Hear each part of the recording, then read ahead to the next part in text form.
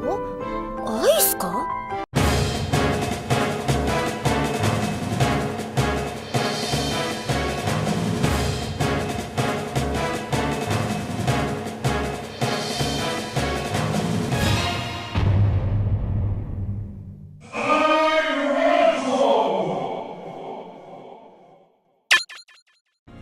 Welcome to the Weekly Dairantou. The rules are simple. I pick 3 shows connected by a theme.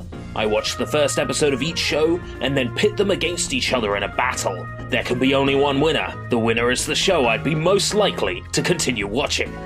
This week, our subject is PreCure. This franchise has been running since 2004 with 16 different seasons and at the time of recording, almost 750 total episodes. Essentially 1 season a year since its inception, and I don't think the franchise has ever truly been off the air, considering reruns and what have you. For more information on my experiences with PreCure, why not check out my I've Been Watching video on the latest series, Star Twinkle PreCure. After this, all you need to know right now, though, is that I'm mostly a newbie to this franchise. So rather than start at the beginning like a rational person, I decided to tie my PreCure research into the Weekly Dairantou. This leads us to this week's selection of shows. Kira PreCure a la mode, Hokuto PreCure, and Maho Tsukai PreCure. The connection here is that they're all PreCure shows, like that needed explaining. So without further ado, get ready for the next battle! Kira PreCure a la mode. Each PreCure season has a theme, like space or playing cards.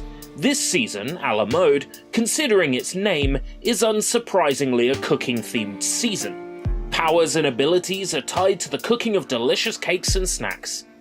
The episode begins with a young girl watching her yummy mummy make a cake. I mean, her mummy makes a yummy cake. Wait, no, I got it correct first time. She sees the cake sparkling. Don't tell me this is like the boy from Puzzle & Dragons last week who saw sparkling ingredients. Now, sometime in the future, the young girl is a slightly older young girl, and on her way to make a cake for her mother who's returning from overseas. The girl's name is Ichika and she's quite frankly goddamn adorable. Something is happening, some kind of glittery ball of hundreds and thousands. There's an explosion and all of a sudden it's cloudy with a chance of meatballs. Or rather, strawberry shortcake. And nobody's questioning why there's weird food clouds in the sky. No, not at all. After an upbeat opening theme, we find Ichika at home attempting to bake a cake by following the recipe. I don't see why she has such trouble though. I mean, it's a piece of cake to bake a pretty cake, if you do the cooking by the book. And then we're shown how to actually bake a cake in real life. You're showing people actually cooking the real cakes. Don't, you're gonna make me hungry. Is this like Dr. Oka propaganda?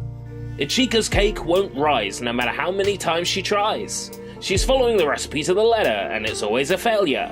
Meanwhile, a purple pig thing and a floating dog are fighting over some kind of weird sparkles. In the commotion, the fluffy flying dog manages to find its way into Ichika's kitchen, where it proceeds to eat Ichika's failed cakes. The fluffy thing is called Pecorin, and it's taken an interest in Ichika's cake baking. Pecorin reveals to Ichika that her rigorous mixing is making all the Kiraru escape from the cake. The what now? You're beating the happiness out of your cake. These Kiraru are the key to making great cakes, and are essentially a physical, or I guess magical, representation of the love invested in the food by the person making it, I think? The joy and good feels soon come to a halt when Ichika's mother phones. She won't be coming home. A dejected Ichika now has no motivation to finish the cake. What's even worse, the batshit purple pig thing breaks into Ichika's kitchen and demands to eat all of the food. Its name is revealed to be Gummy, and it's a bit of a bastard actually. It's eating all of the Kiraru it can find in order to grow really powerful and, quote, mess up the world. Such lofty aspirations, eh? Source of energy inside the sweets. Yeah, it's called sugar! Even though Ichika doesn't mind Gummy eating her cake, Pecorin defends the cake with its life, because the cake is the manifestation of Ichika's feelings. Nobody fucks with mother's cake. Must protect this cake. The fate of the world depends on it. After a chase and a sad moment, Ichika is ready to give up her cake, until she has a change of heart. This is when Ichika's cake turns into a fucking light bulb. She finishes it there and then on a floating invisible kitchen table, because anime doesn't make a heap of sense. Finish the cake. British Bake Off that shit right now. And a spark of inspiration comes to her. It's a rabbit-themed strawberry on the shortcake. It then begins to pulsate with X-parasites for Metroid Fusion, and transforms into some kind of magical brooch. Does that mean we can't eat it now? When activated, it transforms Ichika into Cure Whip. Like whipped cream? A fight ensues and ultimately Gummy is beaten off. That didn't sound right. The episode comes to a close and I'm left kinda impressed. I can see why PreCure is such a beloved franchise. No matter the concept or theme, it's always a good time. This show aired in Japan with a cooking segment on the end, where you get to see something getting made in a kitchen with some basic instructions. No, you're beating the Kira out of it! Get me to 100 subscribers and I'll cook every featured item on the 1-minute cooking segment across this whole series. Like, comment, and most importantly, share this Weekly Dairantou. Let's hit 100 subscribers because I want to bake a cake. Let's move on to the other 2 PreCure shows. Hogato PreCure. Hogato PreCure starts with a pink-haired girl trying to cut her bangs in the mirror. She fucks up and they're all wonky. Her name is Hana, and she is insufferable.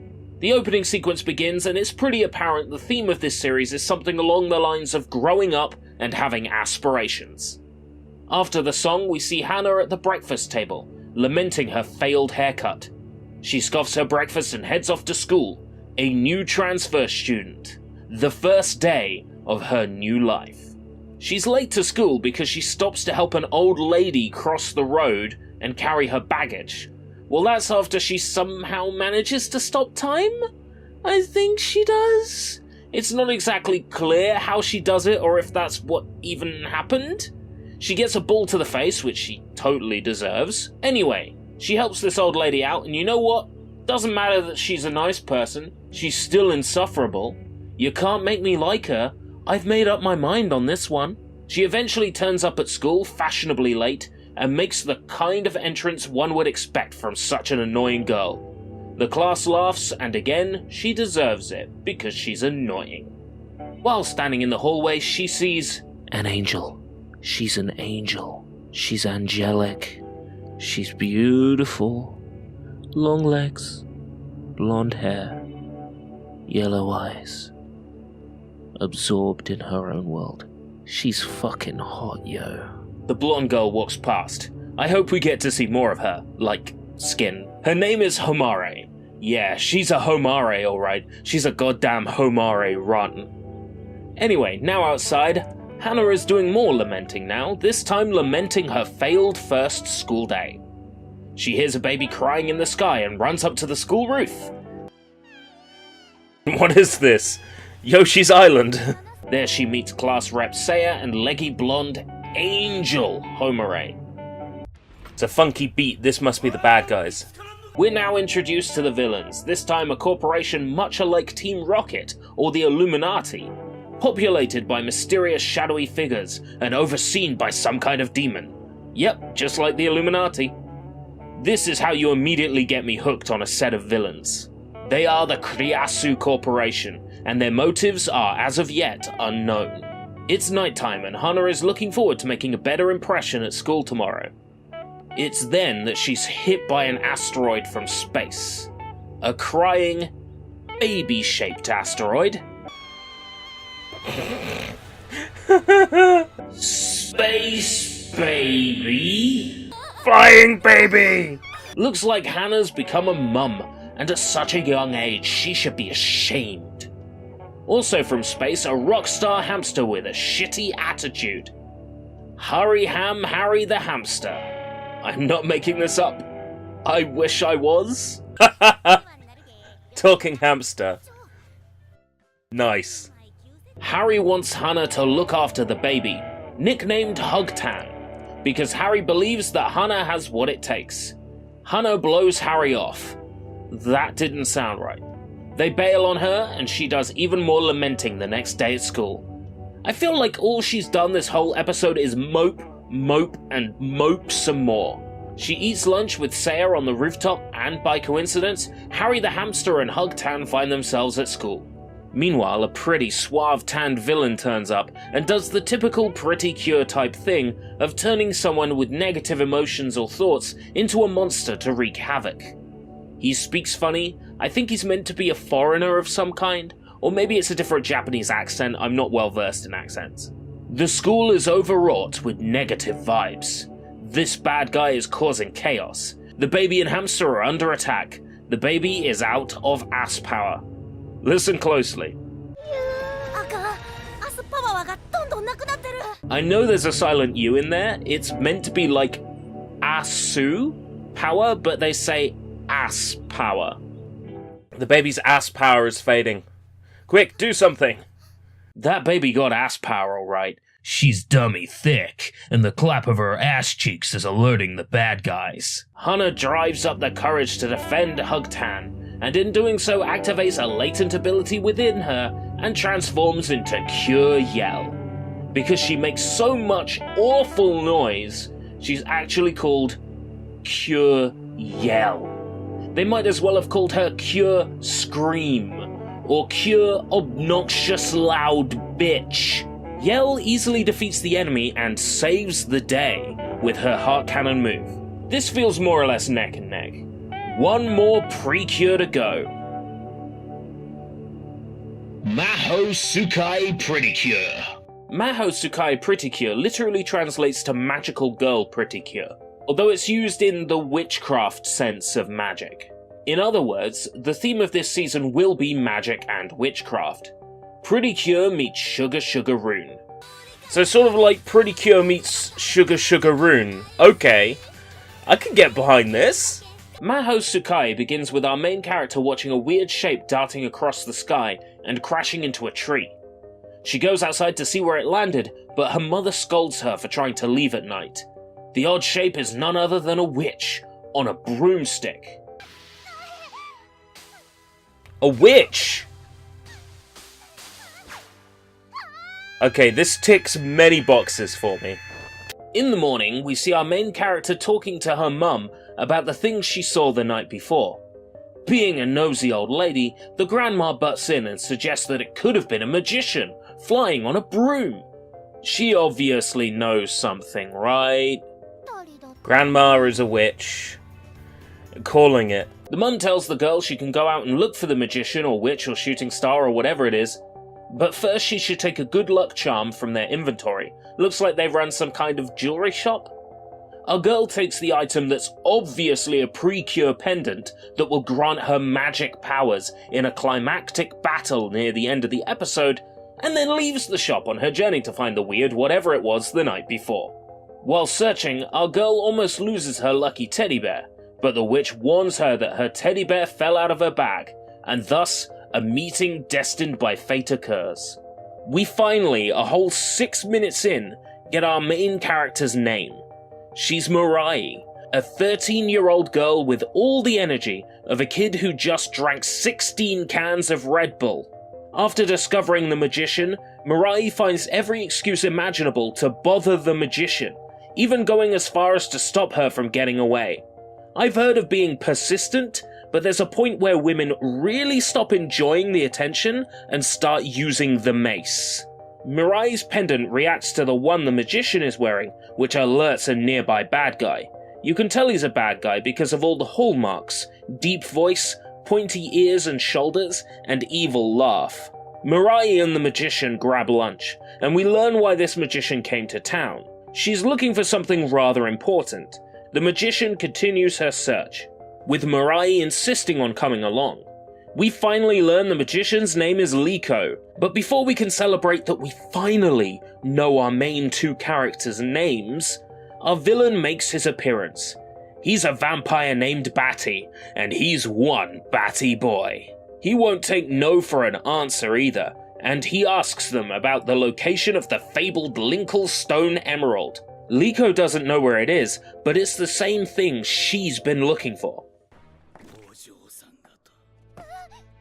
Oh, creepy. After he starts getting a little bit creepy, Liko and Mirai attempt to leave. This culminates in some impressive aerial action above a bustling city, as Batty uses his magic to convert a nearby truck into a monster to chase the girls. In a moment of sheer chaos, Mirai's teddy bear, Mofuran, flies out of her basket, and Liko attempts to grab it. This action causes the two of them to fall off the broom, hanging on only by their hands. In this desperate moment, the two chant the magic words, "Cure up Rapapa!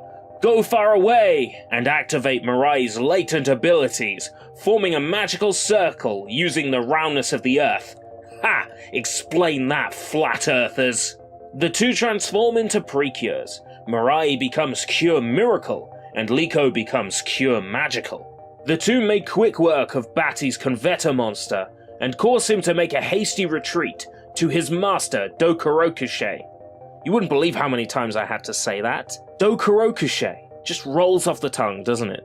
Magical and Miracle return to normal, but their ultra-powerful magic has resulted in a very big change. Mofuran, the teddy bear, can now move and talk. The episode closes with Liko confused about what happened, and she takes Mirai to the literal Hogwarts of this anime universe to meet someone who hopefully does. Platform 9 3/4. Of course. Certainly, of the three shows, this has the most fleshed out first episode in terms of vision, but with just two main girls, the writing could suffer later on.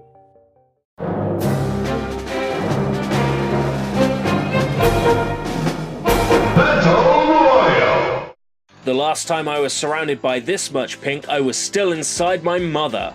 Only one sparkly, thinly veiled toy commercial can win, so let's get this show on the road. PreCure's got the educational aspect down, teaching children how to cook and providing kitchen skills and inspiration. This is the most informative I've ever seen a PreCure show. I'm sure baking ingredient sales shot up by a considerable amount thanks to this particular PreCure series. And even I'm feeling inspired to slap on an apron and get baking. Get me to 100 subs, you'll see me baking. Ichika is such a warm and lovely girl, with some real and relatable feelings toward her family. There's a reason I said I'd be proud of her. She's like the perfect daughter. A go-getter with a heart of gold, and just a generally nice personality. The presence of a slightly European-ish looking town makes placing this show's setting harder, but that's a good thing considering how many PreCure shows unmistakably take place in Japan somewhere. I got the feeling that weird and magical occurrences aren't really so surprising in the world of PreCure. I certainly found the show weird in that regard. Ichika reacts in shock to a floating dog, but not a strawberry cream explosion that literally shakes the whole town. Of this week's shows, PreCure had the weakest villain. All he wants to do is eat and wreck shit. Who is Gummy meant to symbolize? Is he just meant to be a thug? I'm sure kids don't need to be taught that thugs are bad people. PreCure holds promise, but the uninspired villain just really sucks the life out of it. The others fared better in that regard. Hugto has the most unlikable protagonist in a PreCure that I have ever seen. Hyperactive is not a personality, and Hyperactive is not endearing. Thankfully, the rest of the cast is far more interesting, with absolute perfection in the form of Homare. This season I found to have the best closing theme of the three we looked at this week, but music doesn't make a show good. I think on some level the show is exploring the balance of following your dreams and the challenges of motherhood, with a literal baby being the source of the PreCure's powers. The villains in this series are clearly the best of tonight's picks. Not only does there seem to be a whole Silphco-esque building loaded with bad guys, this Mishima Zaibatsu-esque evil corporation goes well with the notion that capitalists are bad guys and the love of money is the root of all evil. Finally, some villains I can find generally interesting. I noticed one of them appears to be a robot. How cool would it be if a robot became a PreCure? I really hope that happens because it would be sick.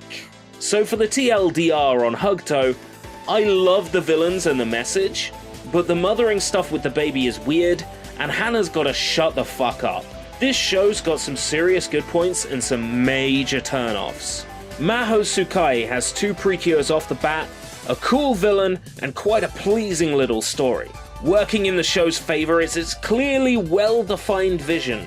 It also has, for whatever it's worth, the opening song that I enjoyed the most out of tonight's shows. The pacing seems a little faster than the other 2 shows, and our main characters' personalities complement each other. Mirai is bubbly and curious, while Liko is reserved and thoughtful. My concern is that with the 2 PreCures defined in the first episode, writing may suffer, as there's only so many times the main cast can have a spat or a falling out.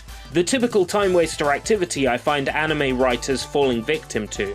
There's obviously something going on with the grandma, and I noticed she was sweeping outside. A witch never leaves her broom unattended, you know? Especially considering the sudden appearance of the PreCure brooch. If anything, it may seem too predictable, but it could throw a curveball nonetheless. I think I'd need to ask my PreCure watching friends if Maho Tsukai is worth sticking with. By the first episode alone, it's difficult to say. That really then boils it down to Kira Kira and Hugto. Which one is fully cooked, where the other is half-baked? Which one is the creme de la creme, where the other is the scrapings from the bottom of the barrel? I won't overcook these puns, but I think I'm ready to give my verdict. This game's winner is... Kira Kira PreCure a la mode. Kira Kira PreCure a la mode's like a cake. Sometimes there's something I don't like, but it's still a cake, and a cake is great. This one wins over with its delightful lead and its dumb fun concept. Food that becomes magical brooches? Even by PreCure standards, this is ludicrous, and when something's crazy, it stands out. With 5 PreCures, there's a sizable cast we can meet and get to know, with their own motives and desires. Now, if a la mode has villains that are more interesting down the line, I think I'll be justified in having picked it, but I guess that's a risk I'm willing to take. So which would you have crowned the winner? A la mode and its great weebish bake-off? Hugto and its lack of respect for physical boundaries? Or Maho Tsukai and its anime Teddy Ruxpin? Remember to cast your vote in the cards and share your choice down in the comments below. And remember to subscribe and get your friends to subscribe if you want to watch me bake a cake. This has been ReelAsia. You've been watching the Weekly Dairantou, and I'll see you next time.